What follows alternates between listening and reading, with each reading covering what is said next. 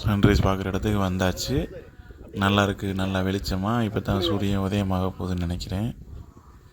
சூப்பராக இருக்குது. அந்த வெளிச்சம் உள்ளேருந்து இப்போ தான் கிளம்புது மேலே. அது நல்லாயிருக்கு பார்க்குறதுக்கு. இப்போ இன்னும் கொஞ்சம் நேரத்தில் சூரியன் உதயமாயிருன்னு நினைக்கிறேன். நம்ம போன வீடியோவில் பார்த்தோம், லைட் ஷோ பார்த்தோம், கண்ணாடி பாலம் பார்த்தோம். அந்த லைட் ஷோலாம் ரொம்ப சூப்பராக இருந்துச்சுன்னு நினைக்கிறேன். அதுக்கடுத்து இப்போ இந்த சூரியன் உதயமாகிறத பார்க்குறது, அதான் சன்ரைஸ் பார்க்குறதுக்கு வந்திருக்கோம். சூப்பராக இருக்குது.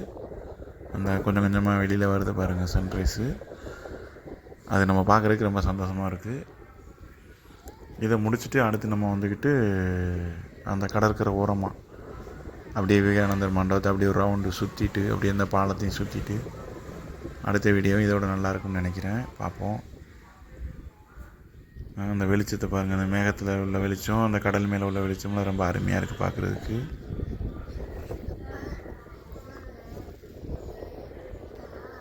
கொஞ்சம் கொஞ்சமாக வெளியில் வருது. அந்த சூரியன் வந்து கொஞ்சம் கொஞ்சமாக மேலே வந்துக்கிட்டு இருக்கு.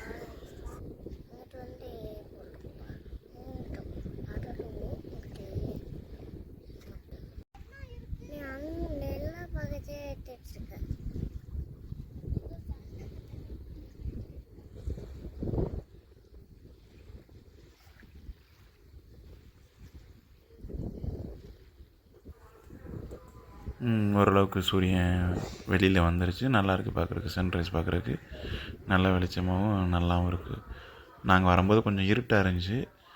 இப்போ பார்க்க நல்லா கடல் நல்லா வெளிச்சமாக பார்க்குறதுக்கு ஒரு பிரகாசமாகவும் நல்ல ஒரு கலர்ஃபுல்லாகவும் தெரிகிற மாதிரி இருக்குது. அந்த பக்கம் இந்த பக்கம்லாம் பார்க்கும்போது நல்லா ஒரு மற்ற பக்கமெல்லாம் பார்க்கும்போது ஒரு கலர்ஃபுல்லாக தெரியுது. இந்த பக்கமெல்லாம் பார்க்கும்போது ஒரு கலர்ஃபுல்லாக தெரியுது. அது சூப்பராக இருக்குது.